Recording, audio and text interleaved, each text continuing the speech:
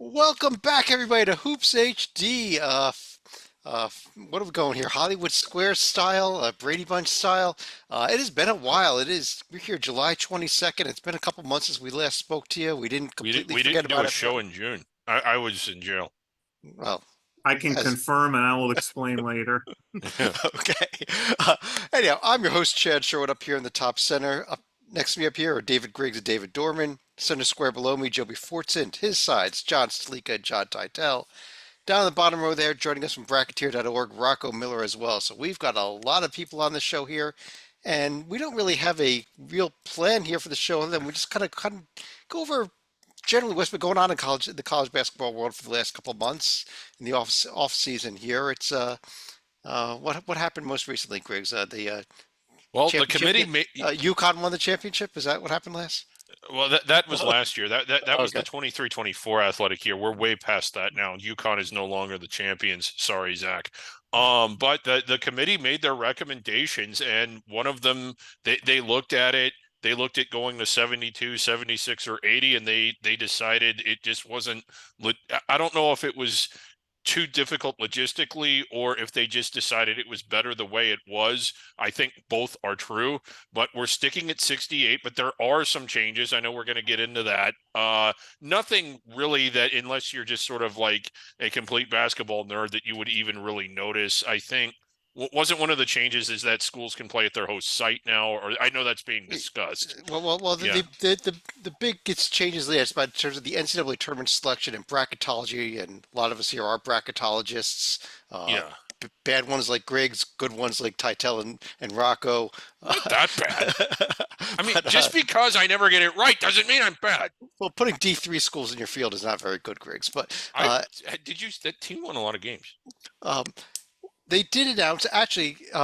Those of you who were watching the show last year, we pull up our standings and our team sheets during the course of the season. And one of the columns we'd always had was for the Sagarin ratings, and we were following them in the past because that was on the official NCAA team sheets that the NCAA Tournament Selection Committee reviews every year.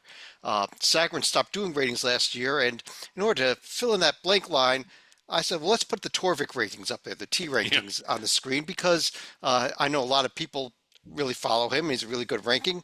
Well, clearly, because the NCAA Tournament Selection Committee watches this it show, watches this they show. decide to make Yes. that official. Joby, you're our ratings guy, so let me start with you here.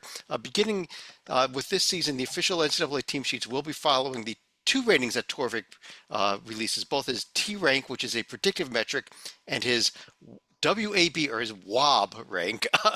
So we're going to be talking about WOBs for the next 10 Oh, years, great. Wops. Now we got wops.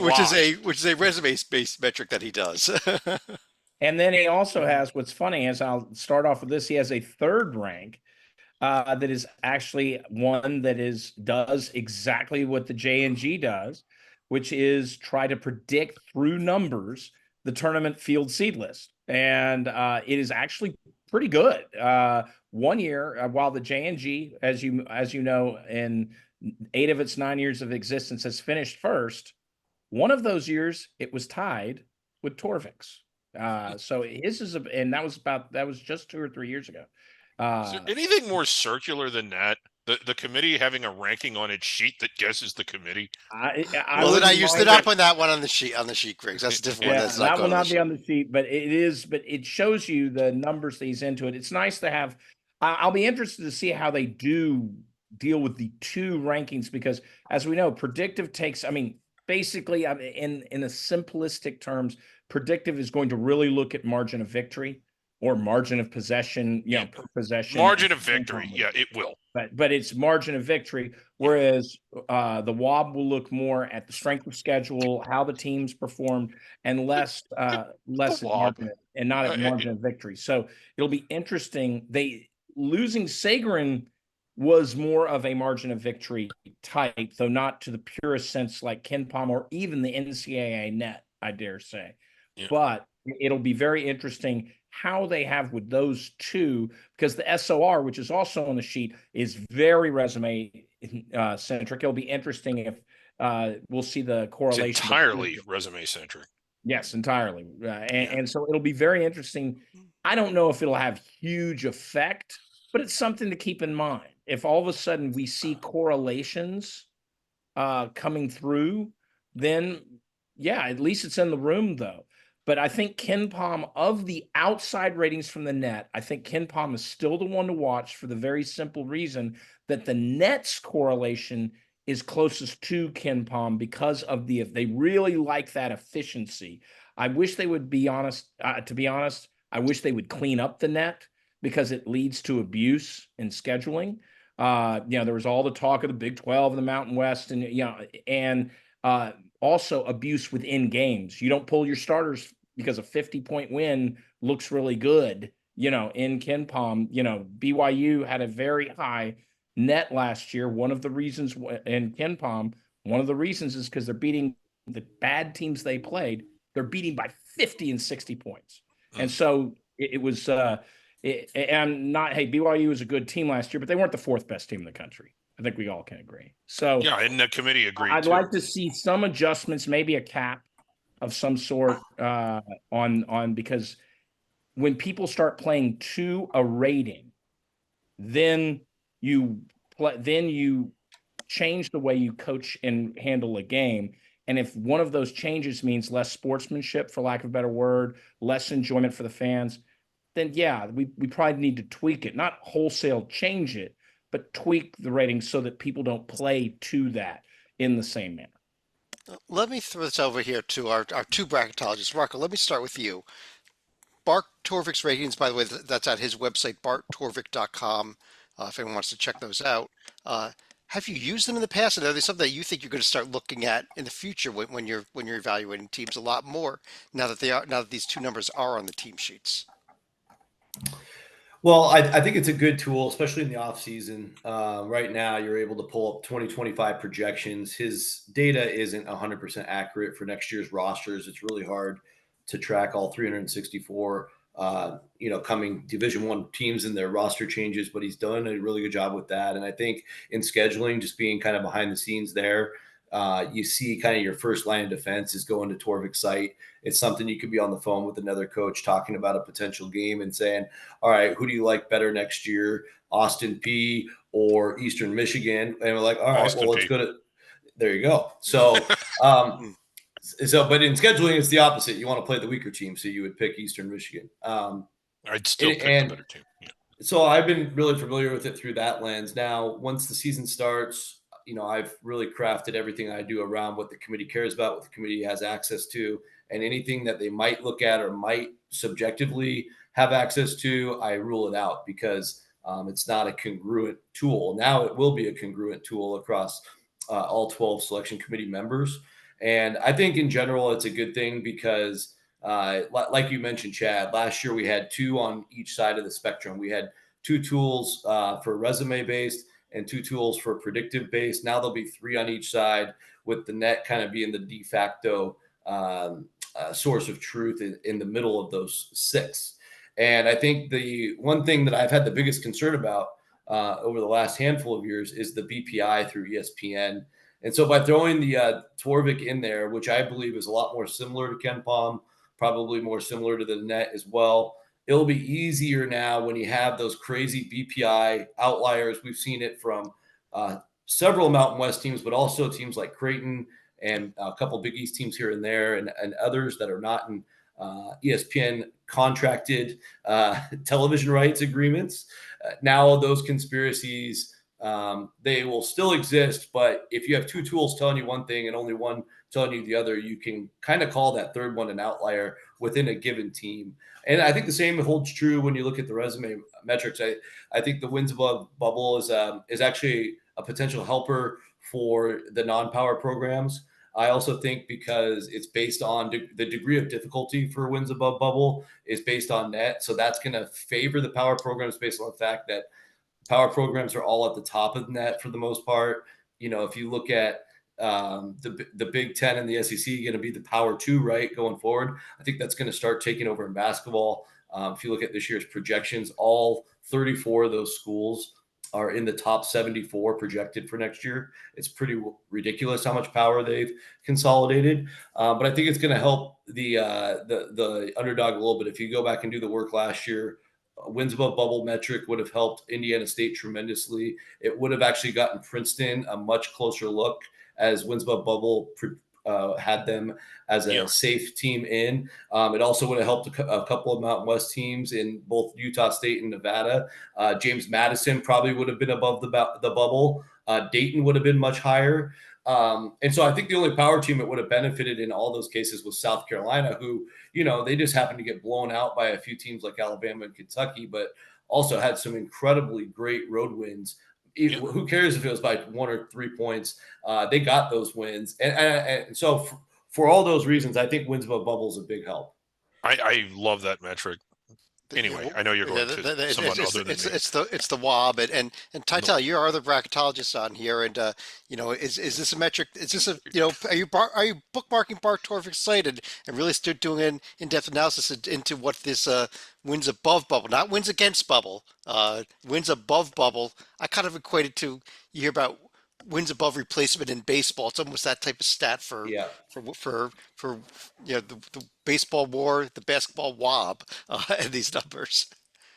Well, I mean, Chad, I only ranked 7th out of 179 entries in the bracket. Exactly. You got to get paid. Well, I mean, I'm not very good. Not at all. So I certainly need to incorporate WAB and Torvik into my rankings and brackets this year. I'm excited about Torvik. Actually, less so for the ranking part of it, as I've heard it's very similar to Ken Palm. But as I often try to predict who's the best player in each conference and things like that, I hear that he has a all-in-one offensive stat involving points over replacement per adjusted game at that usage. So I'm going to have to incorporate the word porpagatu into my vocabulary very soon. And then as far as the WAB, I like that it's about scheduling. It's not just, do I have more wins than a bubble team? It's how many more wins do I have that a bubble team would have earned using my schedule, the same schedule. So I think that will be a very accurate metric that I will definitely incorporate. Yeah, I was taking a quick look at last year's WOB, or wins against bubble. Indiana State, the best team that was left out, the highest ranked WOB at 28 in the WOB would have been not only in, but in the top half of the bracket had they gone based on that type of number. Let me get a few other thoughts here real quick, and then we'll go to some. But Dorman, any thoughts on these changes? I'm actually going to compliment the NCAA for once. I think it's actually very forward-looking to incorporate the Torvik. One, they haven't been around that long of a time, and I think it's a great analytic tool. He does great stuff on the website. You can pull down different groups, different categories. And like someone already discussed, Tytel said, the wins above the bubble to me is huge. On our sheets, Chad, you've had wins versus the board on our sheets for a long time. And that's a big number to me. That shows you how the under the radar conferences can do against the big power boys in the conference tournament setting. And why I also like Torvik. I just think he puts a lot of offense and defensive metrics in that the committee hasn't really seen before. And his website is really, it's actually fun to use, and you can play around with it. Versus like Sagarin and stuff, there was nothing to play around with. You couldn't look at the numbers in different ways or put teams in groups. It's a great site. I think Torvik does a great job.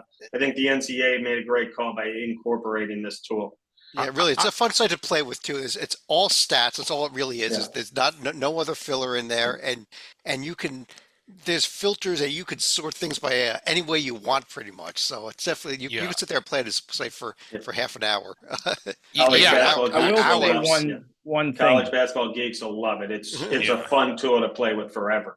I will sort say, of like though, HoopsHD. if the underlying ranking that goes wins above bubble floats to a Ken Palm in the NCAA tournament last year was wildly bad at predicting, because I hate to be sorry, we're going to bang the drum. We're on a podcast, so I got to rag on the Mountain West.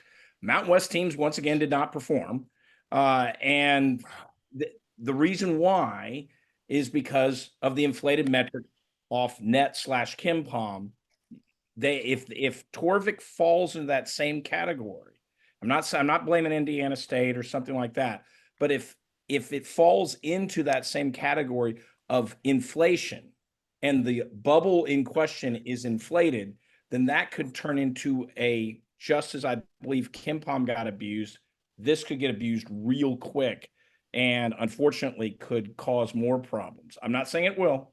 I'm very hopeful because I love the concept. As you point out, our own team sheets that Chad puts together are excellent and try to address a lot of these same things. So I'm very happy the NCAA is trying it. I'm just putting a cautionary tale in case things come down the line.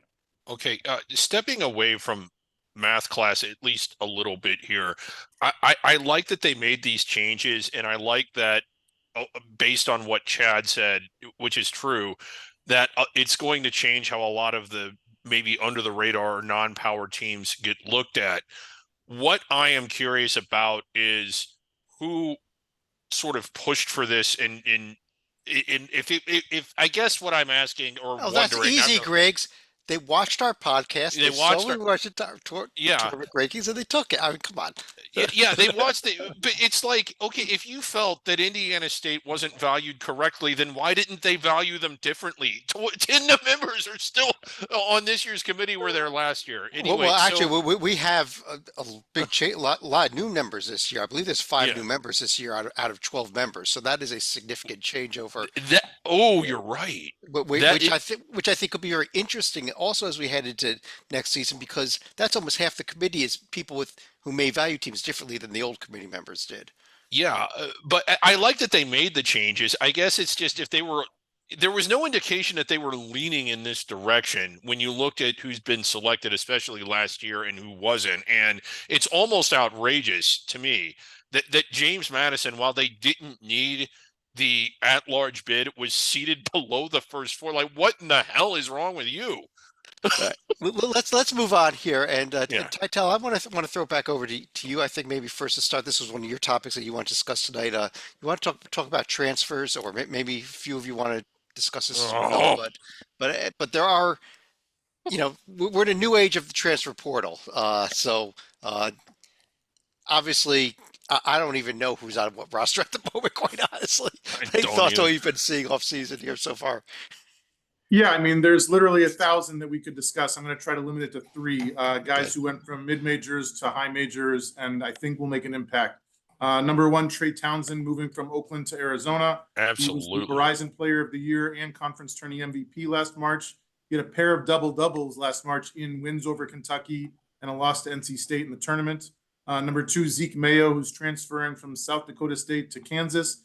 He was the Summit League Player of the Year, and in the past 2 years, he's averaged 19.6 boards, 4 assists, while shooting 38% from behind the arc and 86% at the free throw line. Beast. Number 3, Amari Williams, moving from Drexel to Kentucky, 3-time CAA Defensive Player of the Year. And over the past 2 years, 13 points, 8 boards, 2 blocks, shooting 52% from the field. I think those 3 guys not only can start, but make a big impact for Arizona, Kansas, and Kentucky. Yes. Anyone else? Feel free to jump in. If not, we can move. I know, Sleeka, you also want to talk about some media deals related, some issues related to the Big East, and maybe your Xavier Musketeers at a charity game as well.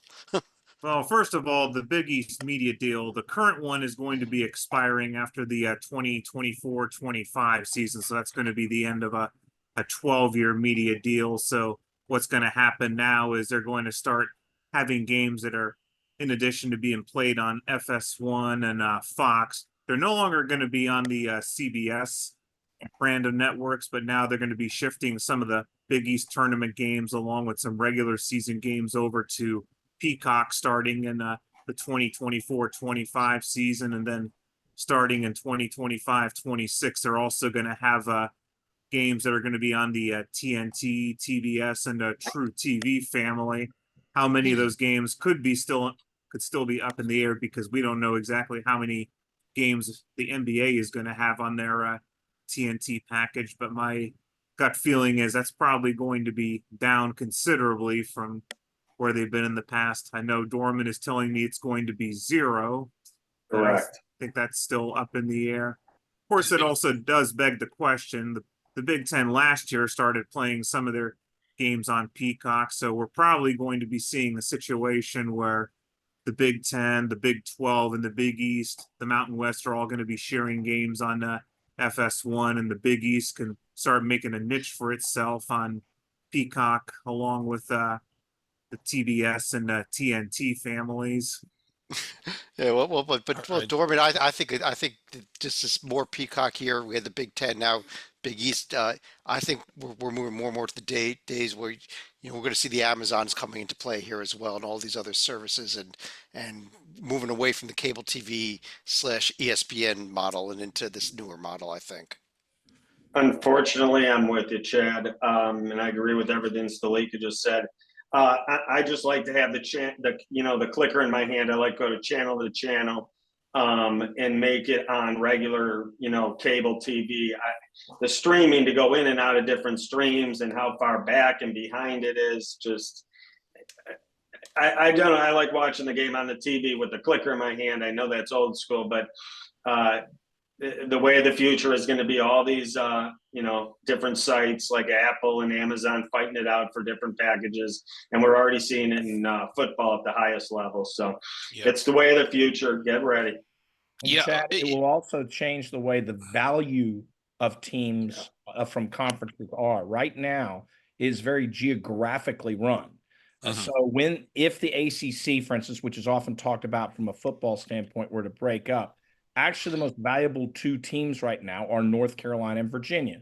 North Carolina does have That's because nobody wants Florida State. Well, but here's the thing. Or And we've heard Clemson. that come out from several conferences. But go ahead. I'm sorry. You to would think interrupt. that Florida State and Clemson would be the most valuable teams because of their performance on the field in football, which is the revenue driver. But in reality, it's about geography. It's about getting views and little old ladies who won't watch a minute of Big Ten basketball on the Big Ten network or SEC football on the SEC network.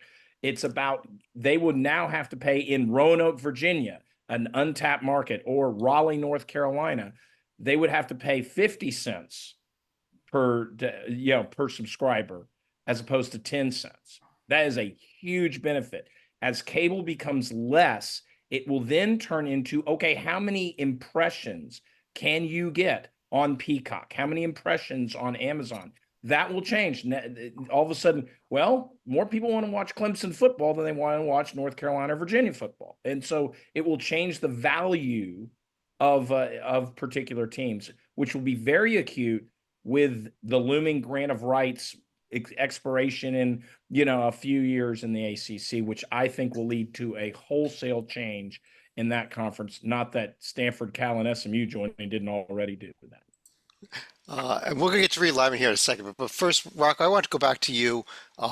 We're also seeing a lot. I know you're very into the scheduling, into a lot of the preseason tournaments. We're seeing a lot of new tournaments popping up and a lot of changeover in the tournaments. I know we've discussed this with you a couple months ago, but anything that you've seen the last few months that's really standing out here?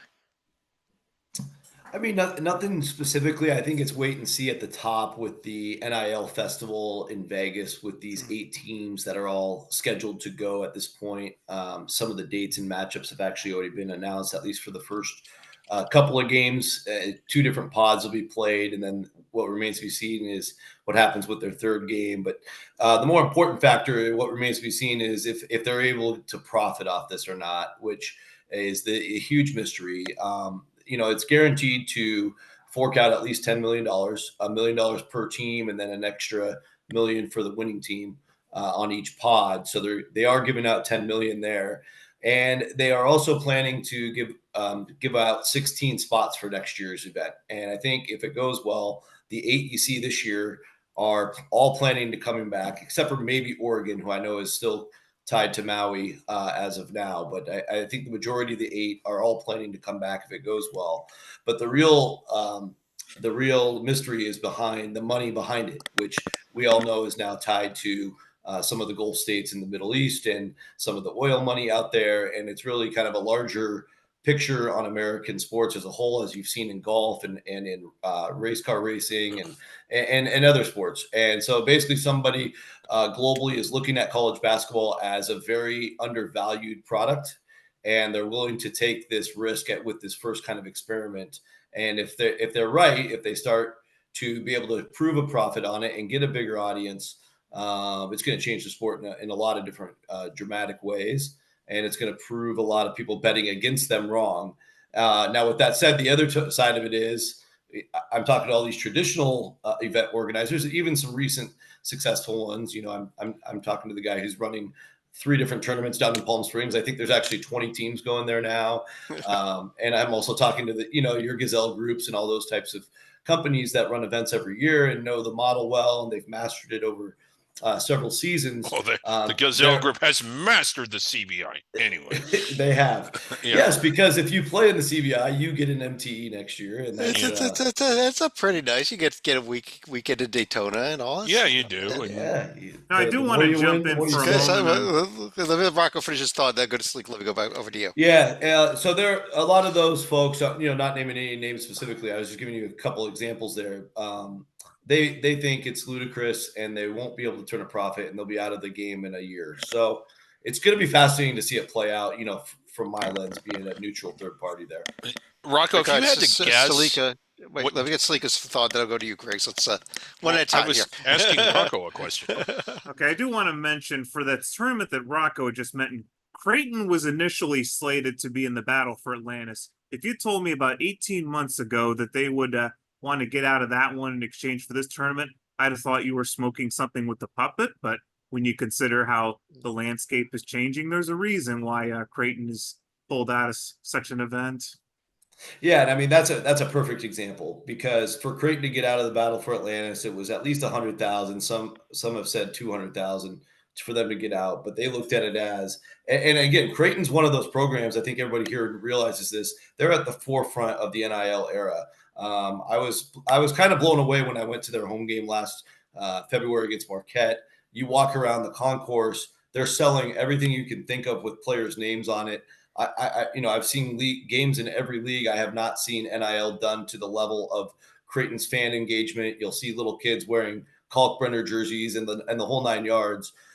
So Creighton is really embracing this opportunity to be at the forefront, and obviously anything they can do for their players, the opportunity to get up to $1 million in revenue share or higher.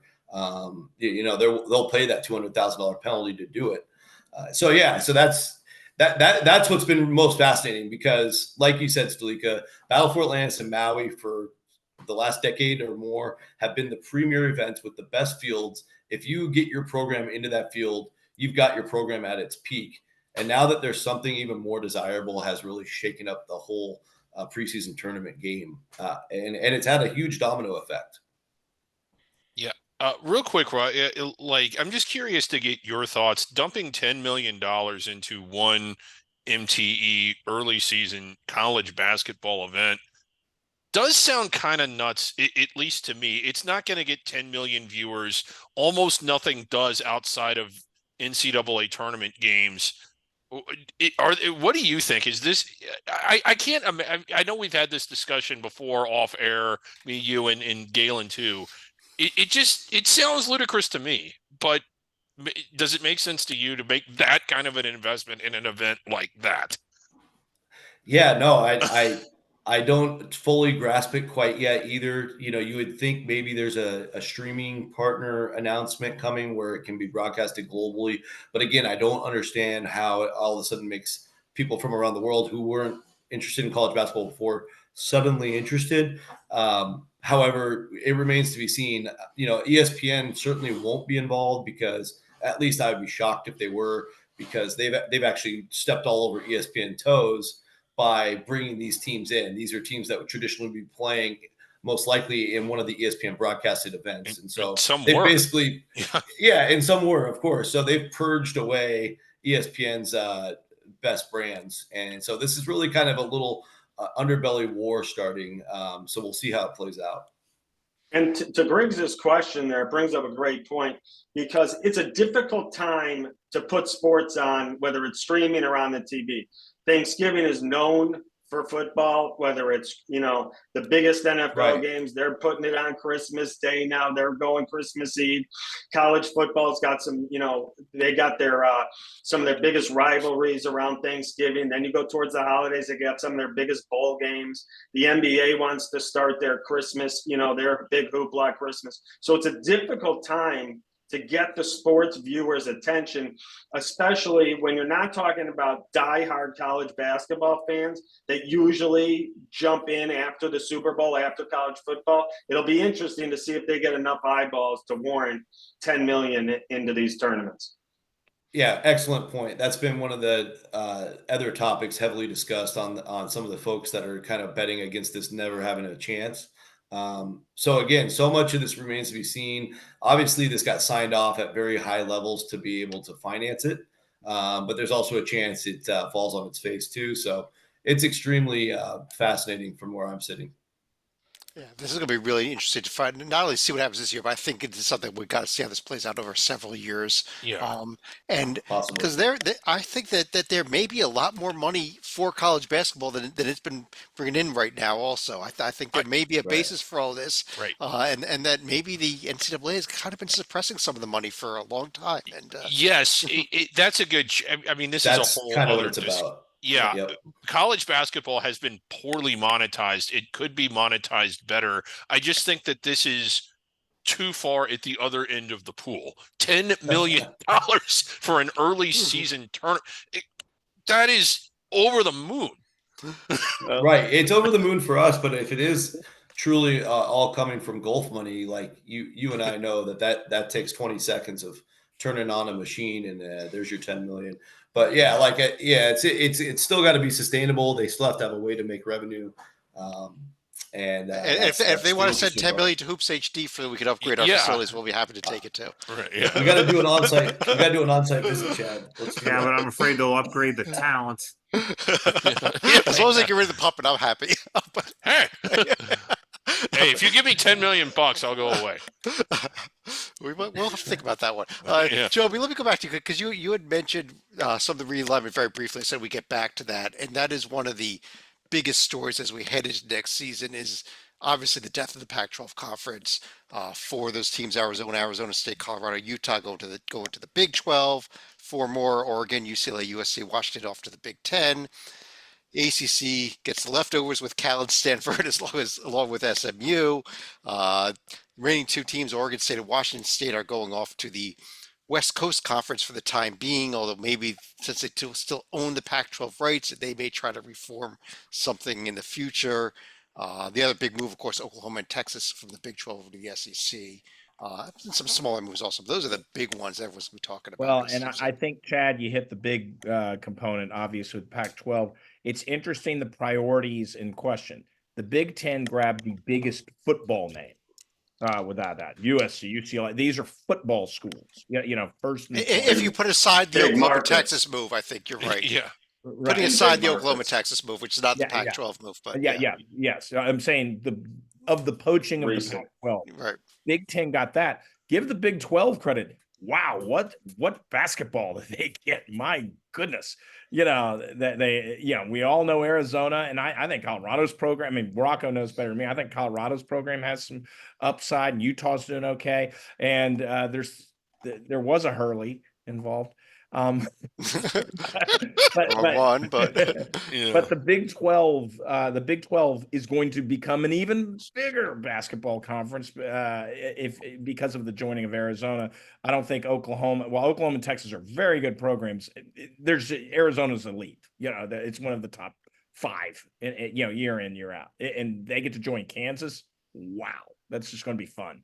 So it's very interesting. Of course, the ACC, I'll just lay my own opinion on. I think it was done to block the conference from imploding because I think they were getting close to a number of votes to be able to have a majority that would leave and fight the grant of rights. And with Stanford, Cal, SMU's not even getting money from the conference for 7 years. Crazy. They basically say, just get us, which is actually probably a good move. they're going was to still make a more good money that option. way. So Yeah. they're going to make Yeah, more money. it's a good NIL like move. the old days. Yeah. I mean, Good it's move. like crazy. So, and the Dallas market, they're going to, I think this is actually a good move for both in a way in the short term. Long term, it will build as you get closer to the deadline of the grant of rights. People will be willing, because the penalties won't be as much, will be willing to press their luck in court. I think they probably, from what I understand, there is a reasonable chance of success, but it is far from guaranteed. So that's why people don't risk it. So though Florida State is trying, that this was about keeping the band together as long as they can before the North Carolinas and the Florida States and even down to the Virginias and Georgia Techs and Miamis who are attractive. That's Virginia Tech and those like that. That's what that kept that for. But I give the Big Ten. It's a shame the Pac-12 is gone, but Yes. in is. my final, I'll have a different thing to say with the developments in my final thought. Well, Griggs, there also was, aside from the movement in the major conferences, we'll give the under-the-radar conferences a quick shout out here for a second. The Northeast Conference did lose 2 teams, Merrimack and Sacred Heart. Gained 2 and replaced them. Chicago State coming over from the Yeah. Independents, and Mercyhurst, one of 2 new teams we're going to have welcome to D1 next year, joining our favorite conference there, the Northeast. But the other, also West Georgia, I'll throw this out there, they're going to be new to D1 as well. They're joining the A-Sun Conference. But the WAC Conference is the conference that may be the one that loses out at the end of all of this. They're losing 2 teams this year in SFA and UTRGV are going over to Southland. Next year, Where they just came from. right, and next year, and that's not the first team that went from the WAC and then from Southland WAC and then back to Southland. Lamar's done it. Yeah, Oral Roberts sort of did it, although not but- to the WAC. But yeah. on top of that, next year the WAC is already slated to lose Grand Canyon and Seattle off to the West Coast Conference as well. And the WAC doesn't have replacements lined up. And this is the conference that looks like it's taking the brunt of everything, as it's done a few times in the past with realignments, I think. Yeah, I remember when the WAC was in the discussion as being like a top level conference in both football and basketball, especially basketball. Utah, the Utes, the year they were in the national championship game and almost won it, they were a WAC team. They had multiple top 25 teams. I've loved the WAC even, under its current format and some of its recent formats. And I'm starting to think about that as well. It's like, is it going to survive, or are we going to be down to just 30 conferences? And I don't understand some of these moves. I didn't quite understand going from the Southland to the WAC, but I thought it was a decent move, and I thought it strengthened the conference and was The a WAC. good move. Yeah. But then why are they jumping ship to go back to the Southland? I just didn't think the West Coast was ever going to take Seattle, largely because of Gonzaga. I just didn't think it was going to happen, but it did. Is it going to be there in another year or two? I just thought there, Ty Yeah. reminded me. Well, one other move this year also is Kennesaw is moving from the A-Sun to Conference USA. That's a football move. Sorry, Rocco, you were going to say something? Yeah, I mean, I think when it comes to realignment all over history, the WAC has stood for wild American cheap shots. And I think here we are again. It's like round 5. But no, I think to your question, Griggs, I just wanted to give you 2 cents on it. Yeah. The idea of the WAC to begin with, to take these Texas schools largely, was all about football. And their promise to these teams was that we will be FBS by X year. Well, once a couple seasons went by, your Stephen F. Austins, your UTRGVs, your Lamar bailed very early. So did Incarnate Houston Word. State, very good. Yeah, Very good. exactly. Very good. Yeah, it's very good football program, and they've made the jump to Sousa, as did New Mexico State. But like, that was the reason all of them came together. And as soon as the WAC did that A-Sun alliance for football, which I think there's 5 teams in each, all these teams from Texas are looking at each other like, why don't we just play in the Southland? Because these A-Sun schools are not going to move up anytime soon. So we basically just wasted 4 or 5 years without getting anything we were promised from football. And we're Texas schools, and football always comes first. And that's why you'll see Abilene Christian at great risk, along with Tarleton at great risk heading into next year. And UT Arlington on top of that. To see if how long they stay in the WAC and whether they're going off to the Southland as well. Tytel,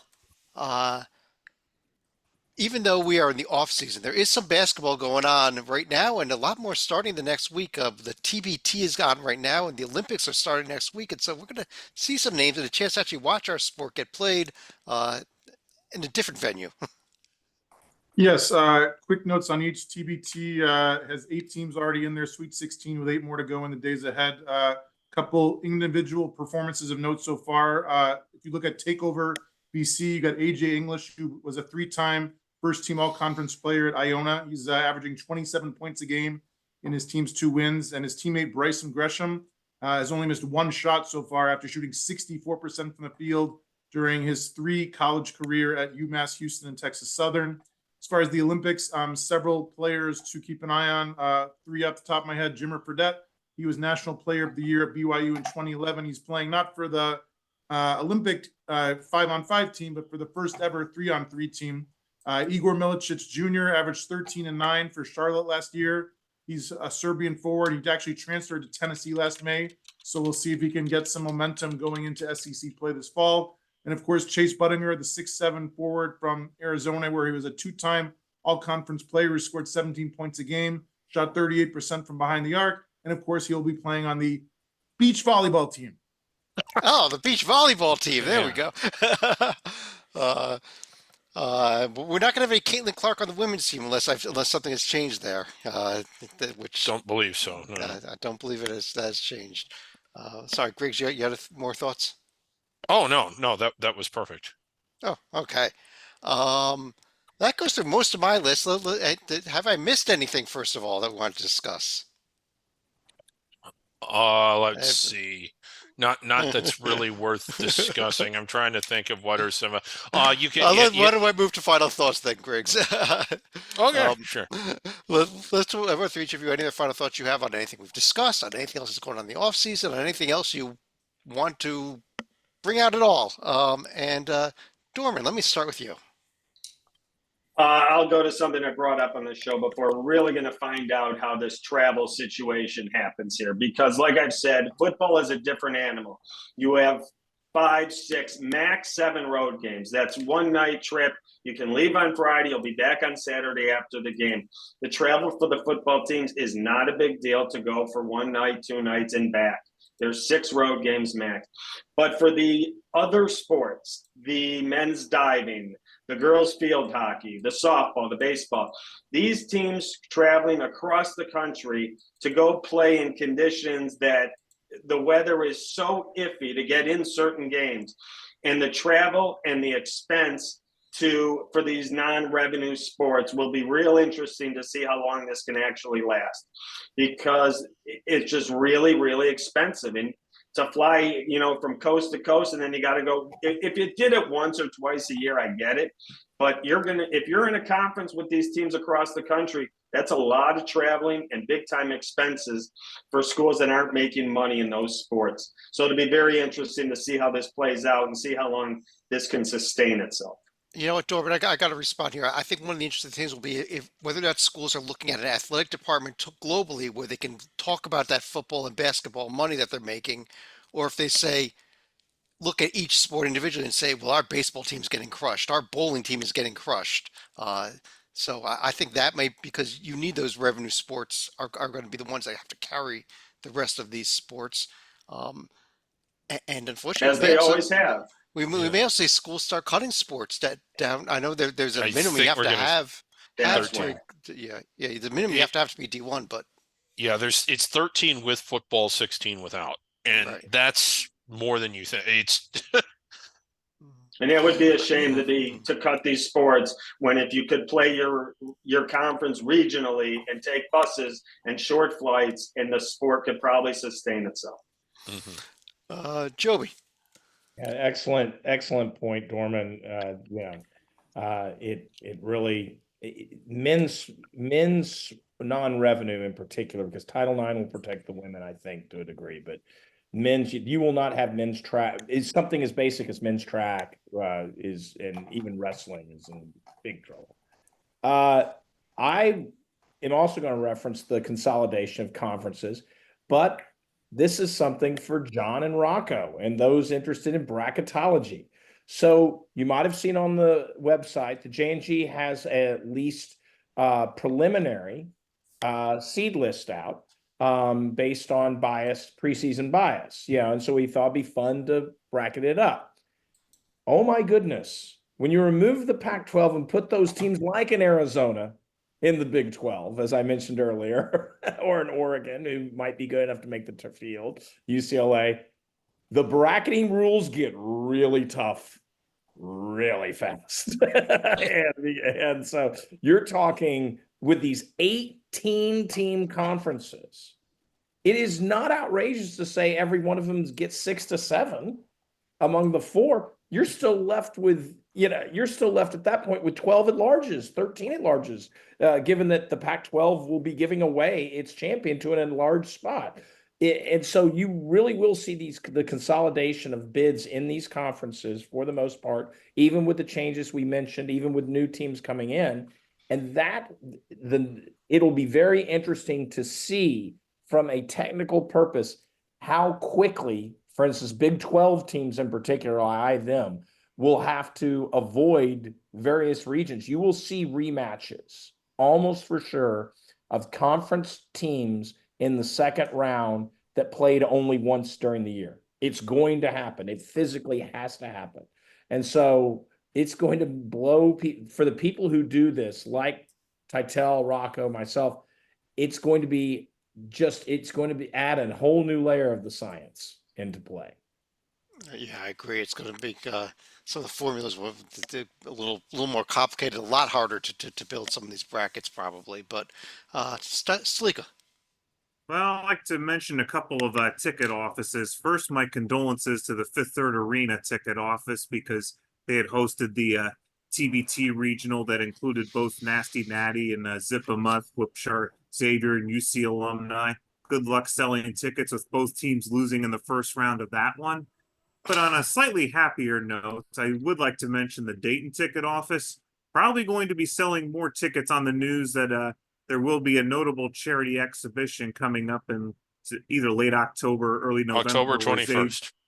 Yep, where Xavier and Dayton will have their first matchup since the 2015 Advocare Invitational Championship. So this one going to be played at UD Arena. It's going to be the same charitable foundation where Dayton and Ohio State met last year, where the Buckeyes ended up beating the Flyers. So it'll be interesting to see these two teams facing off for the first time in a decade.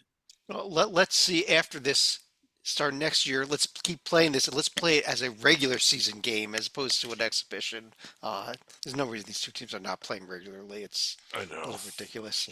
Titel. So I usually like to do a basketball-related final thought with a screenshot, but as July 22nd is a special day in the Titel family household, I would just like to wish my mother a happy birthday, even though she never, ever, ever watches our podcast. Oh, Yes, she happy does. birthday to John's mother who's not watching. But Rocco. Happy birthday That was to Mama beautiful, John. Titel. Well, great Oh, sentiment. if she's ever going to watch an episode, today's the day. Yeah. So Good happy one. birthday. Yes. I'll try to go quick. I had a few leftover notes. First of all, in the Olympics, a guy who was born in the same town where I'm from, played for Washington State, had a 4-year career, all Pac-12 guy, and started a pro career in Japan the last 5 years and gained Japanese residency. Stands out like a sore thumb in the Japan team picture. But congrats to Josh Hawkinson.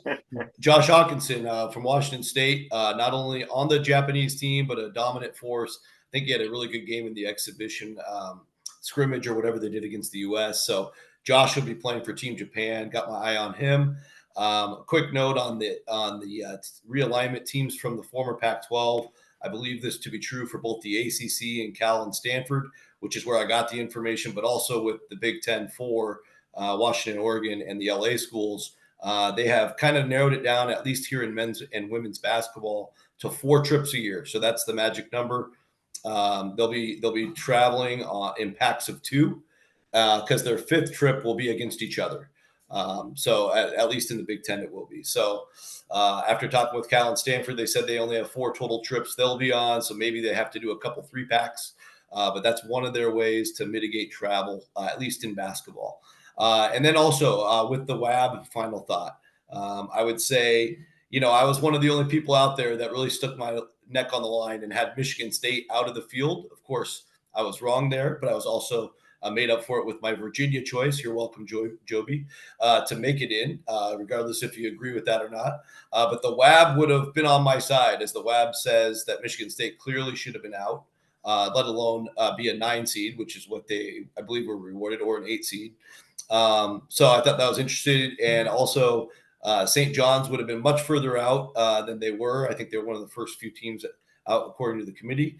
And I also think Texas would have been a lot lower on the seed list, which I know that just a couple other reasons to support the WAB if you're on our side on those 3 evaluations from last season. Awesome. Awesome. Thank you. Griggs, you want to finish the show out? Yeah, John Stalikas sort of mentioned charity games. I'm glad that we're seeing this. Kansas and Missouri was initially a charity game, and I think that you have to go through a lot with the other school to get the NCAA to sign off on that. In fact, I wish they were a little more or a little less stringent, because I think these are great events. I think it's better for the players. I think it's better for the fans, and I certainly think it's great for the charity. So hopefully we can get some more compelling charity early season games. I mean, last year we had Purdue and Arkansas, and that was a lot of fun. I had a few other thoughts, but I know we're running out of time, so I'll just close by wishing John Teitel's mother a happy birthday. She's watching. Happy birthday. Yeah. Anyone else's birthday today, also happy birthday to Right. you. But I do want to take this chance to thank everybody for joining us. On behalf of David Griggs and David Dorman, my sides up here, you guys did move around from where you were at the start of the show. John Teitel's now in the center square. John Sleeka and Rocco Miller. Check him out at bracketeer.org as well. Joby Fortson down at the bottom. I'm Chad Sherwood. We're going to try to come back again in August as opposed to waiting 2 months for our next show. Keep an eye on the website. Lots of great content going up there. Lots of interviews that Teitel's been doing in relation to TBT and Olympic players and the like. But on that note, take care, everybody. We'll talk to you again real soon.